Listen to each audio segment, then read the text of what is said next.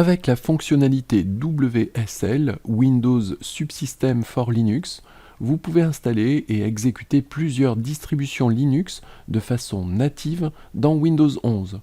Ubuntu, OpenSUSE, SUSE, Laky, Debian, Fedora, Penguin, Alpine, WSL. Mais avant d'installer l'une d'entre elles, vous devez installer WSL. Appuyez puis relâchez la touche Windows. Tapez PowerShell, cliquez du bouton droit sur Windows PowerShell et sélectionnez Exécuter en tant qu'administrateur dans le menu contextuel. Tapez cette commande et appuyez sur la touche Entrée du clavier.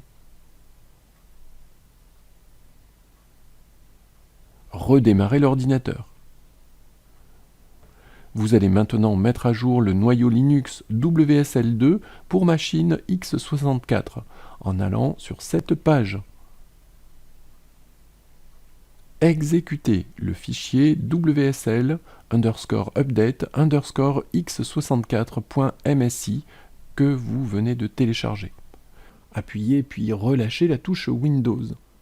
Tapez PowerShell, cliquez du bouton droit sur Windows PowerShell et sélectionnez Exécuter en tant qu'administrateur dans le menu contextuel.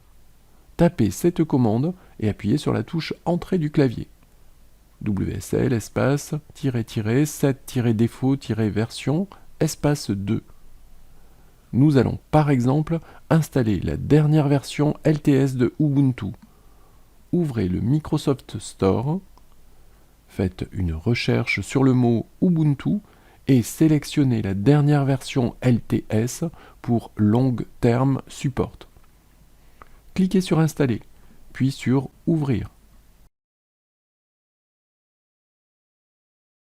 Une fenêtre Invite de commande s'ouvre. Ça y est, vous avez maintenant accès à l'ensemble des outils de Linux, SSH, Apache, MySQL, Python, Perl, Ruby, etc., etc. Le système de fichiers de Windows est directement accessible en Bash. Par exemple, pour accéder au dossier data/core-info du disque C, tapez la commande suivante: ll /mnt/c/data/core-info.